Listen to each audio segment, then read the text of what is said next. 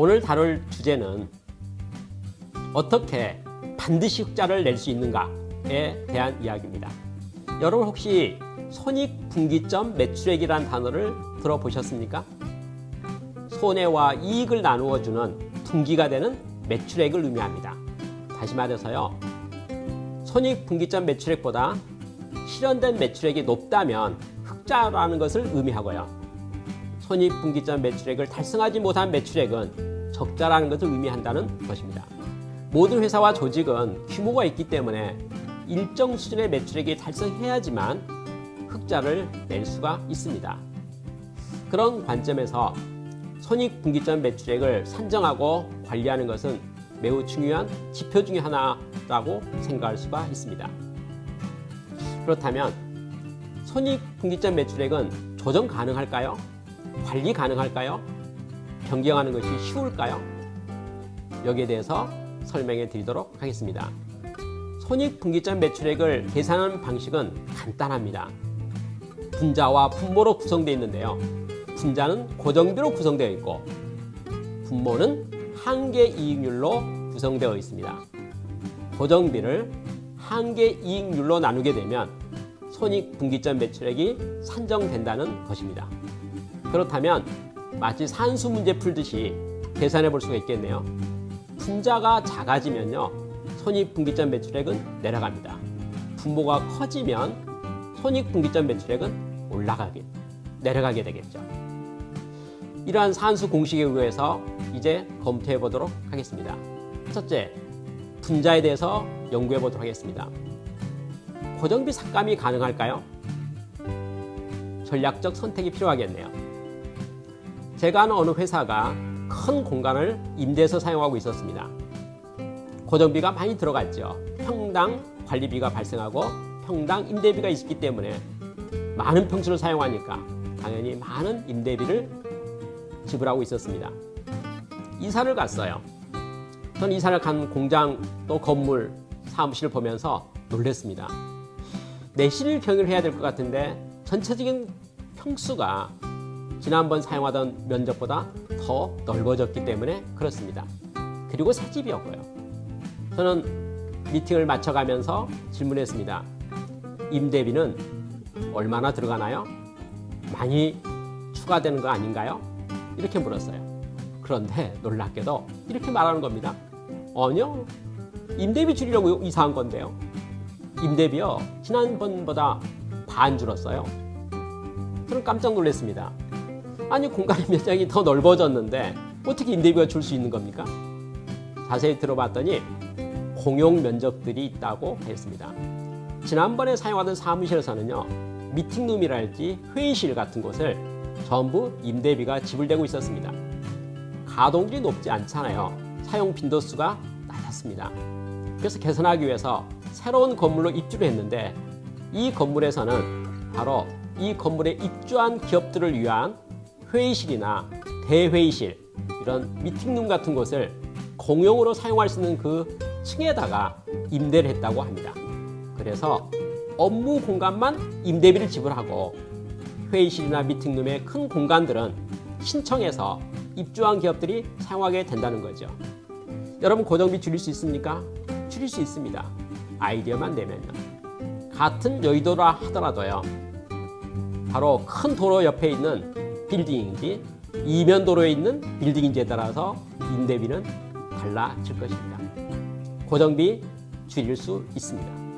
자, 한계이익률, 마진율이라고 말합니다. 이거 계산할 수 있을까요? 할 수 있습니다. 저는 식당을 경영하는 분에게 여쭤보았습니다.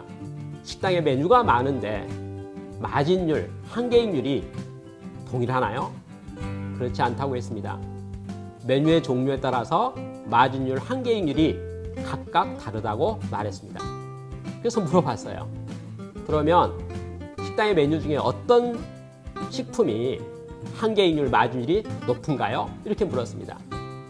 그랬더니 그분이 설명하기를, 저희 식당에서는 제가 계산해 보니까 부대찌개나 감자탕 같은 것이 매출 단가 대비해서 마진율, 한계이익률이 높습니다. 그렇게 말했습니다. 여러분, 상품의 포트폴리오를 구성하면서, 회사의 제품의 포트폴리오를 구성하면서 마진율이 높아지도록 설계하는 것, 검토하면 가능하겠죠. 결론을 내겠습니다. 고정비 삭감 가능합니다. 얼마 가능할까요? 30% 절감 가능합니다. 마진율 향상 가능할까요? 가능합니다. 손익분기점 매출액 낮추는 게 가능할까요? 가능합니다. 손익분기점 매출액을 낮출 수만 있다면, 그리고 손익분기점 매출액 이상으로 매출액을 실현 가능하도록 관리할 수만 있다면 반드시 흑자를 낼 수 있다고 생각합니다. 여러분, 흑자에 대해서 고민하고 있는 분, 또 적자를 어떻게 면할 것인가 고민하는 분, 손익분기점 매출액을 산정해 보시고 분자와 분모를 혁신하고 개선하는 일에 도전해 보실 것을 권하고 싶습니다. 저는 주로 제조업을 컨설팅하고 있습니다. 주로 공장을 방문하지요. 공장이 가지고 있는 특징 중에 한 가지가 수익성이 낮다는 이야기를 참 많이 합니다. 여러분이 아시는 부품 업체들 있잖아요. 예를 들어서 뭐 자동차 부품이나 전자부품 업체들, 대차대표나 손익계산서를 보게 되면, 또 공시된 자료들을 보게 되면 수익률이 높지가 않습니다. 보통 한 자리 숫자의 이익을 내는 경우가 많지요. 다시 말해서 10% 이상의 수익을 내는 회사 많지 않는 경우를 보게 됩니다. 그래서 많은 사람들이 가지고 있는 선입관념 중에 한 가지는 제조업은 이익이 박하다, 또 수익률이 높지 않다, 그런 생각을 합니다. 예를 든다면요, 소프트웨어 업체들이 있잖아요. 이 소프트웨어에 관계되는 업체들은 도리어 수익성이 매우 높은 것을 많이 보게 됩니다. 한번 프로그램을 개발하고 나면 사용에 따르는 비용이 추가로 발생하지 않는 그런 경우를 많이 볼 수 있거든요. 그래서 이렇게 말하죠. 업종에 따라서 소프트웨어 개발이나 또 이런 쪽은 수익률이 매우 높을 수가 있고, 적어도 20, 30% 될 수가 있을 뿐만 아니라 높으면 50%, 60%의 수익성을 가져온 경우도 있습니다. 그러나 제조 공장은 그렇지 않다. 공장은 일반적으로 무겁다, 또 수익률이 낮다, 이렇게 생각하는 경우를 많이 보게 됩니다. 과연 그럴까요? 일반적으로는 그런 것 같습니다. 그러나 제가 방문했던 공장 한 군데를 여러분한테 특별히 소개해 보도록 하겠습니다. 그 공장은 신제품, 신소재를 주로 핵심 역량으로 해서 신제품을 개발하는 일에 주력하는 공장입니다. 이 회사에서 관심 있는 것은 국산화 프로젝트입니다. 어떤 대기업에서요, 새로운 제품을 만드는데 아주 특별한 기능이 필요한 핵심 부품이 있다고 가정합시다. 그럼 어떻게 하겠습니까? 국내 기술력보다는 예를 들어서 해외의 일본이든지 미국이든지 독일이든지 그 해당 기능에 최고의 전문 업체가 있지 않겠습니까? 그 업체의 기술을 채용하고 활용해서 적용하는 경우가 있죠.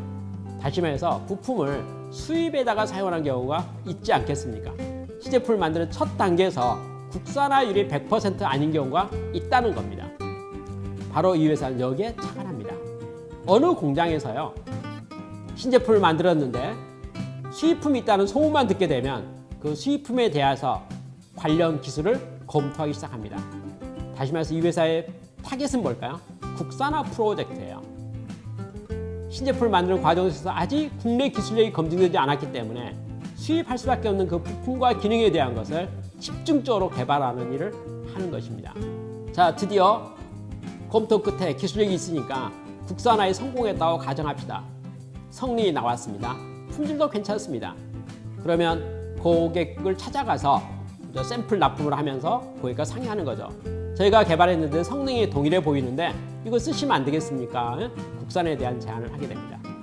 당연히 모 기업에서는 그 물건 가져다 테스트해보고 성능이 전혀 문제가 없다면 당연히 국산품을 채택하게 되겠죠. 가격을 어떻게 결정할까요? 제가 옆에서 보게 되니까요, 보통 수입하는 부품 가격에 30%에서 50% 정도 낮추는 모양으로 거래가 최종으로 결정되는 것을 보게 됩니다. 모 기업에서는 국산품이 성공했기 때문에, 국산화 성공했기 때문에 매우 크게 원가 저감에도 기여할 뿐만 아니라 가급적이면 적용하고 싶은 그런 마음과 태도를 가지고 있는 것을 많이 발견하게 되기 때문에 그렇습니다. 자, 여러분 질문하겠습니다. 어느 회사가 국산품을 만들었는데 판매 가격은 현재 수익 금액의 70%나 50% 선에서 납품 가격이 결정됐습니다. 이 신제품의 제조 원가는 얼마일까요? 어떻게 생각하십니까? 자, 제조 원가를 보고 납품 가격을 결정했습니까? 아니지요. 납품 가격은 누가 결정했습니까? 시장에서 결정됐습니다. 고객 측에서 결정했습니다. 시장에서 구입할 수 있는 가격의 수준을 보면서 타겟, 목표 원가를 정해서 그 가격으로 요구했었고 그걸 제안했고 그걸 채택했다는 겁니다. 이 신제품을 만드는데 이 국산을 하는데 들어갔던 순수 재료비는 얼마일까요? 가공비는 얼마일까요? 알 수 없지요. 왜 그럴까요? 공법의 문제이고 기술의 문제이기 때문에 어떠한 소재를 어떻게 만드는지에 대한 것을 알 수 없기 때문에 그렇습니다. 재미난 이야기는요. 이 회사는 신물질을 개발하다 보니까 신소재에 대한 원가가 비싸고 고급스러운 걸 쓰는 것이 아니고요. 일반적으로 시중에 있는 매우 싼 걸 사용합니다. 예를 든다면요. 녹이 발생하잖아요. 녹을 원료로 사용하는 거예요. 그럼 어떻게 됐습니까? 재료비가 어떻게 되겠습니까? 매우 낮지요. 공정은 어떻게 할까요? 표준 공정, 일반 공정을 잘 연구해서 사용하는 겁니다. 원가 수준은 어떻게 결정될까요? 자체의 기술력으로 원가가 결정됩니다. 어떤 제품은 쉽게 말해서 1달러에 만들어서 10달러에 판매하고 있는 제품도 그 공장에서 있는 것을 저는 발견하게 되었습니다. 납품 가격은 시장에서 결정됐습니다. 원가는 내부 기술력과 공법에서 결정되었습니다. 원가와 판매가는 전혀 관계가 없습니다. 그렇죠? 뭘 말씀드리고 싶습니까? 제조업에 있어서 수익성에 대한 문제는 결국 기술력에 대한 문제다. 공법에 대한 문제다. 그리고 사실 어떻게 물건을 만들 것인가에 대한 수단과 방법은 매우 다양하다. 그러나 판매 가격은 일반적으로 시장에서 결정되는 거다. 제조 원가를 기반으로 해서 판매 가격이 결정되는 것은 반드시 그런 건 아닌 것 같다. 이것을 말씀드리고 싶습니다. 저는 많은 제조업이 고수익에 도전할 것을 특별히 권해드리고 싶습니다. 감사합니다.